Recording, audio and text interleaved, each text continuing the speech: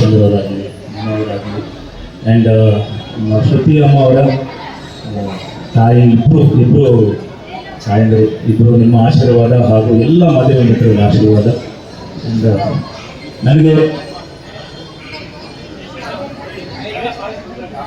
ಅಂದರೆ ರಿಸೀವರ್ನ ಅದ್ರ ಮೇಲೆ ಇಟ್ಟಿದ್ದೀರಲ್ಲ ವೈಬ್ರೇಷನ್ ಇದಾಗ್ತದೆ.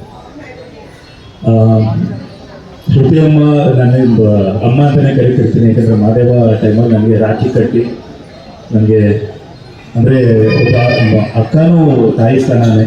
ಸೊ ಹಾಗೆ ನನಗೆ ಭಾಳ ಇಷ್ಟ ಒಂದು ವಂಡರ್ಫುಲ್ ಪೇರ್. ಆ್ಯಕ್ಚುಲಿ ಒಂದು ಕೆಮಿಸ್ಟ್ರಿ, ಆನ್ ಸ್ಕ್ರೀನ್ ಕೆಮಿಸ್ಟ್ರಿ ಹೇಗಿತ್ತು ಅಂದರೆ ಮಾದೇವ ಮಾಡಬೇಕಾದ್ರೆ ಭಾಳ ಚೆನ್ನಾಗಿ, ಅಂದರೆ ನಾನು ಸೈಲೆಂಟ್, ಮಾದೇವ ಸೈಲೆಂಟ್ ಆಗಿದ್ದಾಗೆಲ್ಲ ಶ್ರುತಿಯಮ್ಮ ವೈಲೆಂಟ್ ಆಗೋರು, ನಾನು ವೈಲೆಂಟ್ ಆಗೋದೆಲ್ಲ ಅದಾಗೆಲ್ಲ ಅವರು ಸೈಲೆಂಟ್ ಆಗೋರು. ಆ ಒಂದು ಕೆಮಿಸ್ಟ್ರಿ ಯಾವತ್ತೂ ತುಂಬ ಚೆನ್ನಾಗಿ ವರ್ಕೌಟ್ ಆಗುತ್ತೆ. ಸೊ ಈ ಸಿನಿಮಾದಲ್ಲಿ ಡೈರೆಕ್ಟರ್ ಅವರು ಒಳ್ಳೆಯದಾಗಲಿ, ರಾಜೇಶ್ ಅವ್ರಿಗೆ ಒಳ್ಳೆಯದಾಗಲಿ, ಸತೀಶ್ ಅವ್ರಿಗೂ ಒಳ್ಳೆಯದಾಗಲಿ, ನಿರ್ಮಾಪಕರಿಗೆ ಒಳ್ಳೆಯದಾಗಲಿ, ಹಾಗೆ ನಾವು ಕಳ್ಕೊಂಡಿದ್ದಂಥ ನಮ್ಮ ಚಿರಂಜೀವಿ ಸರ್ಜಾ ಅವರು, ಅವರ ಹೆಸರಲ್ಲೇ ಇನ್ನೊಬ್ಬರು ಚಿರಂಜೀವಿ ಅಂತ ಬಂದಿದ್ದಾರೆ. ಸೊ ಇಂಡಸ್ಟ್ರಿ ಒಳ್ಳೆಯದಾಗಲಿ, ಅವರಿಂದ ಸಾಕಷ್ಟು ಒಳ್ಳೊಳ್ಳೆ ಸಿನಿಮಾಗಳು ಬರಲಿ, ಹಾಗೆ ಹಾಕಿರುವಂಥ ಬಂಡವಾಳ ದುಪ್ಪಟ್ಟು ಆಗಲಿ ಅಂತ ನೀವು ಕೇಳ್ತಾ.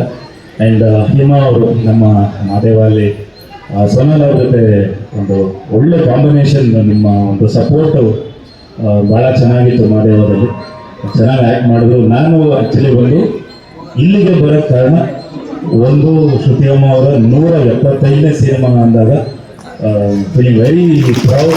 ಯಾಕಂದರೆ ಅದು ಅಷ್ಟು ಈಸಿ ಅಲ್ಲ, 175ನೇ ಸಿನಿಮಾ ಮಾಡೋದು ಅಷ್ಟು ಈಸಿ ಅಲ್ಲ. ಹೌದು, ಬಿಕಾಸ್ ಯಾಕಂದರೆ ನಮ್ಮ ತಂದೆಯವರು 450ಕ್ಕೂ ಹೆಚ್ಚು ಸಿನಿಮಾಗಳು, ಅದಾದಮೇಲೆ 150 ಸಿನಿಮಾ ಕನ್ನಡದಲ್ಲೇ ಮಾಡಿದಾಗ ಅವರು ಕೂತ್ಕೊಂಡು ಅವರ ಕೊನೆ ದಿನಗಳಲ್ಲಿ ಕೂತ್ಕೊಂಡು ಟಿ ವಿಯಲ್ಲಿ ನೋಡಿದಾಗ ಯಾವ ಸಿನಿಮಾ ಯಾವ ಚಾನಲ್ ಹಾಕೋದು ಅವ್ರು ಕಾಣಿಸ್ಕೊಳ್ಳೋರು. ಸೊ ಅದು ನನಗೆ ಭಾಳ ನೆನೆಸ್ಕೊಳ್ಳೋರು. ಸೊ ಆ ಒಂದು ಹಾದಿಯಲ್ಲಿ ಅಮ್ಮ ಬಂದು 175ನೇ ಸಿನಿಮಾ ಮಾಡೋದು ಅಷ್ಟು ಈಸಿ ಅಲ್ಲ. ಯಾಕಂದರೆ ನನ್ನ ಬಲರಾಮ ಬಂದು ನನ್ನ 25ನೇ ಸಿನಿಮಾ ಆಗುತ್ತೆ. But into how many times ನೀವು ಮಾಡಿದರೆ ಅದು ಕಂಪೇರ್ ಮಾಡ್ತಿಲ್ಲ. ಇವ್ರು ನೋ ಕಂಪ್ಯಾರಿಸನ್, ಇವ್ರ ರಿಪ್ಲೇಸ್ಮೆಂಟೇ ಇಲ್ಲ. ಯಾಕಂದರೆ ಮಾಲಾಶ್ರೀ ಮ್ಯಾಮ್ ಅವರು ಕನಸಿನ ರಾಣಿ ಆದರೆ ಇವರು ಅಭಿನಯ ಸರಸ್ವತಿ. ಇವತ್ತು ಹೌದು, ಅಭಿನಯ ಸರಸ್ವತಿ ಅವರು ಟೈಟಲ್ ಇದೆ. ಇವರು ಹಿಟ್ಟಾಗ್ತಿದೆ ಪಂಡರಿಪಾಯಿ ಥರ ಅಂತ ಇವ್ರು ಹೇಳ್ತಿದ್ದಾರೆ, ನಮ್ಮ ನಾಗೇಶನ್ ಅವ್ರು ಹೇಳ್ತಿದ್ದಾರೆ. ಹೌದು, ಒಳ್ಳೇದಾಗಲಿ ಎಲ್ರಿಗೂ, ಈ ಟೀಮ್ ಒಳ್ಳೇದಾಗಲಿ. ಆ್ಯಂಡ್ ಇನ್ನೊಬ್ಬರು ಮೇನ್ ರೀಸನ್ನು ನಮ್ಮ ಅಭಯ್ ಪುನೀತ್. ನಿನ್ನೆ ಸಂಜೆ ಅಷ್ಟೇ ಹೇಳ್ತಾರೆ, ಅಂದರೆ ಈ ಒಂದು ಪ್ರಾಸೆಸ್ ಟೈಮಲ್ಲಿ ನಾನು ಇವ್ರ ಹತ್ರ ಫೋನಲ್ಲೂ ಮಾತಾಡಿರ್ತೀನಿ. ಯಾಕಂದರೆ ಬಲರಾಮದಲ್ಲಿ ಸೀನಾ ಅಂತ ಒಂದು ಕ್ಯಾರೆಕ್ಟರ್ ಮಾಡಿದ್ದಾರೆ, ಒಂದು ಭಾಳ ಪವರ್ಫುಲ್ ಕ್ಯಾರೆಕ್ಟರ್ ಬಲರಾಮನಿಗೆ ಒಂದು ಥ್ರೂಔಟ್ ಆಗಿ ಕ್ಯಾರಿ ಮಾಡೋವಂಥ ಒಂದು ಕ್ಯಾರೆಕ್ಟರ್ ಮಾಡಿದ್ದಾರೆ. ಅವ್ರು ನನಗೆ ಹೇಳ್ತಾರೆ, ಈ ಥರ ಒಂದು ಸಿನಿಮಾ ಮಾಡ್ತಿದ್ದೀನಿ ಅಂದಾಗ ನಾನು ಎಲ್ಲ ಒಳ್ಳೇದಾಗಲಿ ಅಂತೇಳಿ ಇಮಿಡಿಯೇಟ್ ಫೋನ್ ತೊಗೊಂಡು, ನೀವು ಡೈರೆಕ್ಟರ್ ಜೊತೆ ಹೋದಾಗ ನಾನು ಫೋನ್ ಕೊಡಿ, ನಾನು ಮಾತಾಡ್ತೀನಿ ಅಂತ ಫೋನಲ್ಲಿ ಸಂಪರ್ಕ ಮಾಡಿ ನಾನು ಮಾತಾಡಿ ಒಳ್ಳೇದಾಗಲಿ. ಆತ ಒಳ್ಳೆ ಆ್ಯಕ್ಟರ್, ಭಾಳಷ್ಟು ಆನ್ ಸ್ಕ್ರೀನ್ ಎಷ್ಟು ಚೆನ್ನಾಗಿ ಆ್ಯಕ್ಟ್ ಮಾಡ್ತಾರೆ, ಬಟ್ ಆಫ್ ಸ್ಕ್ರೀನ್ ಅದಕ್ಕೆ 3ರಷ್ಟು ಆ್ಯಕ್ಟ್ ಮಾಡ್ತಾರೆ. ವಿನೋದ್ಗೆ ನಾನು ಥ್ಯಾಂಕ್ಸ್ ಹೇಳ್ತೀನಿ. ಯಾಕಂದರೆ ತುಂಬ ಶಾರ್ಟ್ ಪೀರಿಯಡಲ್ಲಿ ಕರೆದ್ರು ಅಂತಲೂ ನನಗೆ ಗೊತ್ತು. ಎಷ್ಟು ಲೇಟಾಗಿ ಕರೆದ್ರು ಅನ್ನೋದಲ್ಲ, ಯಾರು ಕರೆದ್ರು ಅನ್ನೋ ಕಾರಣಕ್ಕೋಸ್ಕರ ನೀವು ನಿಮಗೆ ಬಂದು ತುಂಬ ಥ್ಯಾಂಕ್ಸ್ ಹೇಳ್ತೀನಿ ವಿನೋದ್. ಹಾಗೆ ನಾಗತಿಯಲ್ಲಿ ಚಂದ್ರಶೇಖರ್ ಸರ್ ಕೂಡ ಬಂದು ಇದಕ್ಕೆ ಕ್ಲಾಸ್ ಮಾಡ್ತಾರೆ, ಅವ್ರಿಗೂ ಕೂಡ ನಾನು ಪ್ರೀತಿಯಿಂದ ಧನ್ಯವಾದಗಳನ್ನು ತಿಳಿಸ್ತೀನಿ. ಪ್ರತಿಯೊಂದು ಸಿನಿಮಾ ಮುಹೂರ್ತದಕ್ಕಿಂತ ಒಂದು ಸ್ವಲ್ಪ ವಿಶೇಷ ನನಗೆ ಈ ಸಿನಿಮಾ. ನನ್ನ 175ನೇ ಸಿನಿಮಾ ಅನ್ನೋ ಕಾರಣಕ್ಕೆ ನನಗೆ ಹೇಗೆ ಶುರು ಮಾಡಬೇಕು ಅಂತ ಗೊತ್ತಾಗ್ತಾಯಿಲ್ಲ. ಮೊದಲಿಗೆ ನನ್ನನ್ನು ಈ ಚಿತ್ರರಂಗಕ್ಕೆ ಕರ್ಕೊಂಡು ಬಂದಂತಹ ಡಾಕ್ಟರ್ ರಾಜ್ಕುಮಾರ್ ಅಪ್ಪಾಜಿ ಅವರಿಗೆ ಮೊದಲು ನಾನು ಥ್ಯಾಂಕ್ಸನ್ನು ಹೇಳ್ತೀನಿ.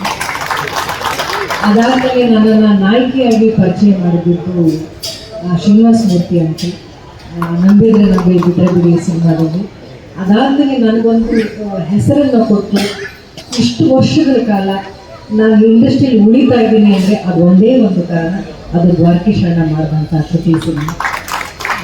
ಅವ್ರನ್ನೂ ಕೂಡ ನಾನು ಜ್ಞಾಪಿಸ್ಕೊಳ್ತಾ, ಇನ್ನು ನನ್ನ ತಂದೆ ತಾಯಿ ನನಗೆ ಈ ಚಿತ್ರಕ್ಕೆ ಕರ್ಕೊಂಡು ಬರೋದಕ್ಕೆ ಅವ್ರು ಪಟ್ಟಂಥ ಶ್ರಮ ತ್ಯಾಗ ಎಲ್ಲ ನನಗೆ ಗೊತ್ತಿದೆ. ಅವರು ಈ ಒಂದು ಮುಹೂರ್ತದಲ್ಲಿ ಇದ್ದಿದ್ದು ನನಗೆ ತುಂಬಾ ಖುಷಿ ಇದೆ ಅನ್ನೋ.